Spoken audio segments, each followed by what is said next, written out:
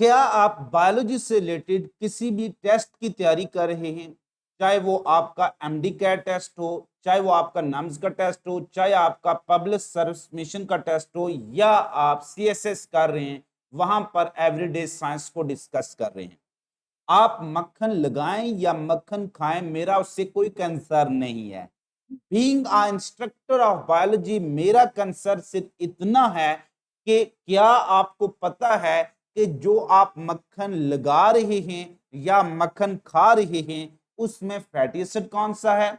इसके अलावा क्या आपको पता है ऑर्गेनिक और इनऑर्गेनिक एसिड में डिफरेंस क्या है। इसके अलावा जब आप चैप्टर नंबर 11 पीटीबी या बायो एनर्जेटिक्स को टॉपिक पढ़ते हैं, वहां पर आप क्रेब्स साइकिल डिस्कस करते हैं। क्रेब्स साइकिल में आप डिफरेंट कन्वर्जन पढ़ रहे होते हैं, starting from oxaloacetate to citrate, citrate to isocitrate, isocitrate to alpha ketoglutarate, alpha ketoglutarate to succinate, succinate to fumarate, fumarate to malate and malate to oxaloacetate। ये 8 जो है ये क्या चीज है? ये सारे के सारे डाइकार्बोक्सिलिक, ट्राइकार्बोक्सिलिक, मोनोकार्बोक्सिलिक एसिड होते हैं और इन्हीं एसिड को हम कहते हैं फैटी एसिड।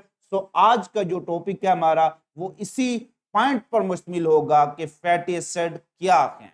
इसके अलावा जो सैचुरेटेड फैटी एसिड और अनसैचुरेटेड फैटी एसिड में क्या डिफरेंस है, इसमें से एक एमसीक्यू एंट्री टेस्ट में मस्ट पूछा जाता है। और वो कौन सा एमसीक्यूज है जो एंट्री टेस्ट में मस्ट पूछा जाता है? वो 1 नंबर आपका मेरिट किंग एडवर्ड से शिफ्ट करके किसी दूसरी लो ग्रेड यूनिवर्सिटी में ट्रांसफर कर सकता है अगर आपको वो 1 नंबर नहीं आता। और अगर वो आपको 1 नंबर मिल गया तो आपको वो केई में मेरिट एडमिशन दे सकता है। स्टार्ट करते हैं हम फैटी एसिड को।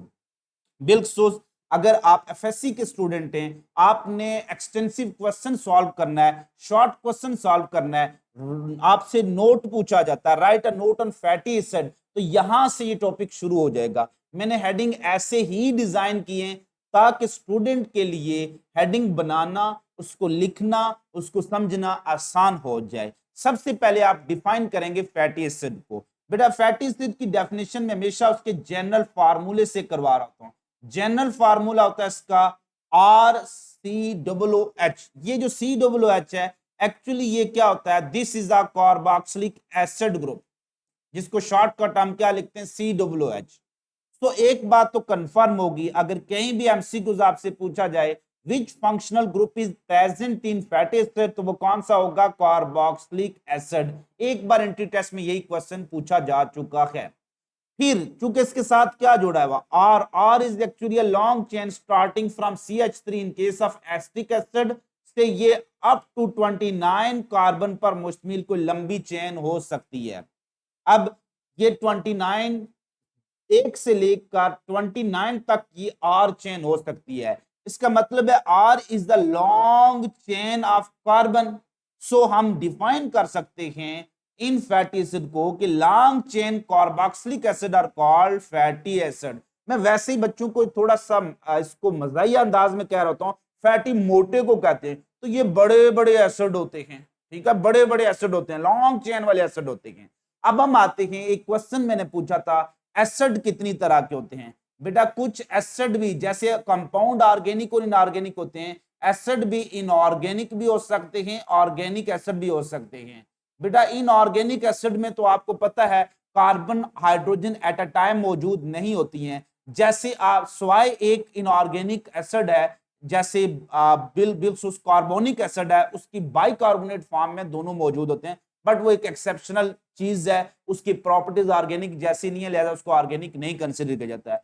इसके अलावा HCl है, HF है, H2SO4 है, HNO3 है, all these acid are inorganic acid. जब हम ऑर्गेनिक एसिड की बात करते हैं तो actually fatty acid are organic acid. So fatty acid क्या होंगे? ऑर्गेनिक एसिड होते हैं। These are the most important component of all lipid except टर्पिनाइड।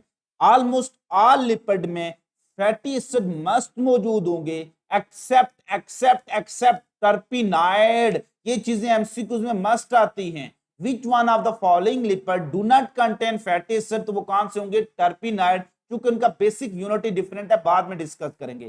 तो ओनली पॉलीमर लिपिड भी टर्पिनाइड है, lipid that do not contain fatty acid are called terpenoid. These are organic acid, जैसे already मैंने discuss किया।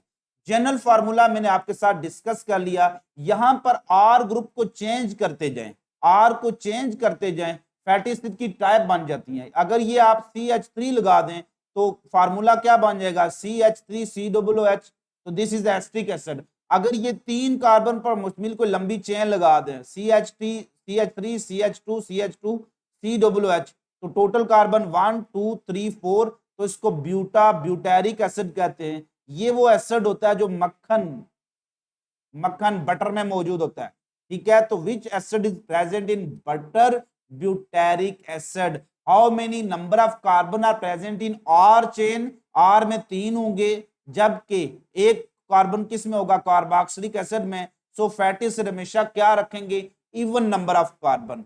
Are में odd number होंगे और COOH में एक कार्बन, तो ऑड को वो इवन बना देगा। सो अब हम देखते हैं फीचर ऑफ फैटी एसिड। पहला फीचर इनका यही है, even number of carbon. Carbon number 2 से लेकर 30 तक जा सकते हैं। एक कार्बन हमेशा किसका पार्ट होगा? वो कार्बोक्सिलिक ग्रुप का। बाकी कार्बन किसका पार्ट होंगे? आर का। जैसे एस्टिक एसिड में टोटल कार्बन कितने हैं? 2, उसमें COOH में एक कार्बन होगा और एक क्या होगा? Methyl group. क्लियर? तो ये स्ट्रेट चेन में इवन नंबर ऑफ कार्बन होते हैं that are attached to a group called carboxylic acid. Next, they may not contain double bond or up to 6 double bond. up to 6 का मतलब होता है maximum 6 हो सकती हैं, कम से कम एक, ज्यादा से ज्यादा 6। तो फैटी एसिड को ये जो आर चेन होती है, आर में देखें कि अगर तो एक से ज्यादा कार्बन है तो इसमें चांसेस होते हैं कि इसमें सिंगल बॉन्ड भी बन सके या डबल बॉन्ड भी बन सके। अगर यहां पर मैं कार्बन कार्बन डबल बॉन्ड बना लेता हूं, एक भी डबल बॉन्ड बना लूंगा, तो this one is unsaturated fatty acid. So unsaturated fatty acid में कम से कम एक, ज्यादा से ज्यादा 6 डबल बॉन्ड होगी, carbon carbon double bond, not carbon oxygen double bond.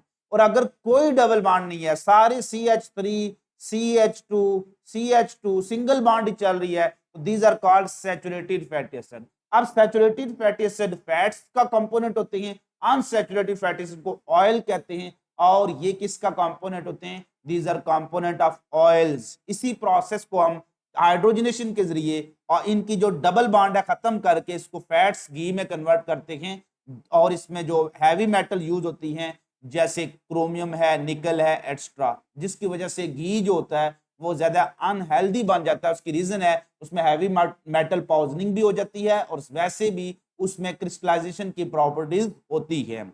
अगर फैटी एसिड में कम से कम क्या होगा? एक डबल बॉन्ड, तो उनको कहेंगे मोनो अनसैचुरेटेड। बेटा अनसैचुरेटेड फिर क्या हो सकते हैं? मोनो अगर एक कार्बन कार्बन डबल बॉन्ड है, डाई अगर 2 हैं, ट्राई 3 है, तो अप टू कहां तक जा सकती है? हेक्सा अनसैचुरेटेड हो सकते हैं। बट ज्यादातर कॉमन क्या होते हैं? Mono unsaturated fatty acid. Next, in animal they are straight chain. ज्यादातर एनिमल के जो फैटी एसिड होते हैं वो स्ट्रेट चेन में एग्जिस्ट करते हैं, जबकि प्लांट्स में वो ब्रांच या रिंग फॉर्म में होते हैं। ठीक है, ये इनका जो आर चेन होती है वो रिंग बना लेती है या उसमें कोई ना कोई ब्रांचिंग निकली होती है। नेक्स्ट है very important concept, solubility of fatty acid. Very important, मैंने साथ इसको ब्रैकेट में लिख लिया, in organic solvent. Organic solvent mean other than water, alcohol. या सॉल्वेंट भी फिर 2 तरह के होते हैं, इनऑर्गेनिक और ऑर्गेनिक। ऑर्गेनिक सॉल्वेंट वो होते हैं जो ऑर्गेनिक कंपाउंड पर मुश्तमिल होते हैं, जैसे अल्कोहल है, ईथर है, एसीटोन है, बेंजीन है, all these are organic solvent. Clear? Chloroform है। सो सॉल्युबिलिटी फैटी एसिड की ऑर्गेनिक सॉल्वेंट में हमेशा इंक्रीज होती है with increasing number of carbon. अब मैं आपसे क्वेश्चन पूछूं कि एक है मेरे पास फैटी एसिड CH3COOH और दूसरा है मेरे पास ब्यूटेरिक एसिड, मैं नंबर ऑफ कार्बन नहीं लिखता, एक है एसिटिक एसिड और दूसरा butyric acid. Which one of the following is more soluble in alcohol? तो ब्यूटेरिक एसिड, चूंकि इसमें नंबर ऑफ कार्बन क्या होते हैं? 4, तो जितने नंबर ऑफ कार्बन बढ़ते जाएंगे उनकी ऑर्गेनिक सॉल्वेंट में जो सॉल्युबिलिटी है वो बढ़ती जाएगी। लेकिन पानी में कम होती जाएगी। लिहाजा butyric acid is least soluble in water but more soluble in organic solvent. Which one is more soluble in water, तो जिसमें नंबर ऑफ कार्बन कम होंगे, जैसे एसिटिक एसिड, सिरका पानी में सॉल्युबल होता है। तो less the number of carbon, more solubility in water, greater the number of carbon, more the solubility other than water, यानी ऑर्गेनिक सॉल्वेंट में। फिर मेल्टिंग पॉइंट, मेल्टिंग पॉइंट भी इनका बढ़ता रहता है with increasing number of carbon. देखें butyric acid में टोटल 4 कार्बन है, आपको इसका जो मेल्टिंग पॉइंट है -8 डिग्री पर, ये ब्यूटेरिक एसिड जो होता है, यानी कि आप जहां पर पानी बर्फ हालत में होता है वहां पर आकर ये लिक्विड में कन्वर्ट होना शुरू होता है, यानी इसका मेल्टिंग पॉइंट बहुत ज्यादा कम है। रूम टेम्परेचर पर आप देख सकते हैं कि जो नॉर्मल जो टेम्परेचर होगा उस टेम्परेचर पर ये आपको किस फॉर्म में मिलेगा, ये एक्चुअली उस फॉर्म ही उसकी क्या होगी, वो सारी की सारी वो सॉलिड फॉर्म में आपको मिल रहा होगा। नेक्स्ट, पार्टिक एसिड का मेल्टिंग पॉइंट कितना है, 63.1 डिग्री, यानी इसको आप बहुत ज्यादा गर्म करेंगे फिर जाकर ये किस में कन्वर्ट होगा, ऑयल में कन्वर्ट होगा, ऑयल या लिक्विड में कन्वर्ट होगा। तो मेल्टिंग पॉइंट देखें पार्टिक एसिड का क्यों ज्यादा है, उसमें 16 कार्बन है। ब्यूटेरिक एसिड का मेल्टिंग पॉइंट क्या है, -8, चूंकि इसमें नंबर ऑफ कार्बन क्या है, 4 है। तो इसका जो रूम टेम्परेचर पर आपको ये सॉलिड जो लिक्विड मिलेगा, रूम टेम्परेचर पर ब्यूटेरिक एसिड लिक्विड मिलेगा, जबकि पार्टिक एसिड रूम टेम्परेचर पर सॉलिड मिलेगा। चूंकि वो मेल्ट किस टेम्परेचर पर होगा, जाकर 63, जो बहुत हाईएस्ट टेम्परेचर है, गर्म करना पड़ेगा, जबकि ब्यूटेरिक एसिड -8 पर जाकर -8 से कोई भी टेम्परेचर जो लेस होगा इससे -8 से, उस पर ये सॉलिड होगा। इसे जरा इंक्रीज कर देंगे, -7 कर देंगे, तो ये किस में आ जाएगा, लिक्विड में आ जाएगा, क्योंकि इसका मेल्टिंग पॉइंट क्या है, वो -8 है। अब हम देखते हैं सैचुरेटेड और अनसैचुरेटेड फैटी एसिड में डिफरेंस। अक्सर शॉर्ट क्वेश्चन या एमसीक्यूज में यहां से एमसीक्यूज मस्ट पूछा जाता है।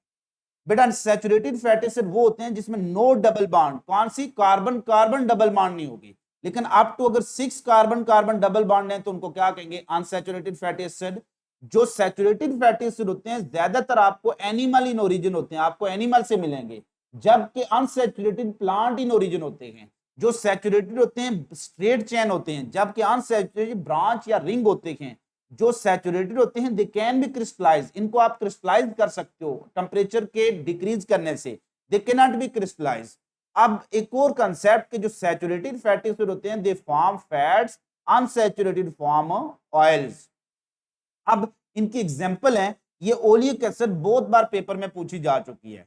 Which one of the following is the unsaturated fatty acid, 3 bar entry test में पूछी जा चुकी है। O for oil, O for oleic acid, तो यही एक अनसैचुरेटेड फैटी एसिड आपके सिलेबस में मौजूद है।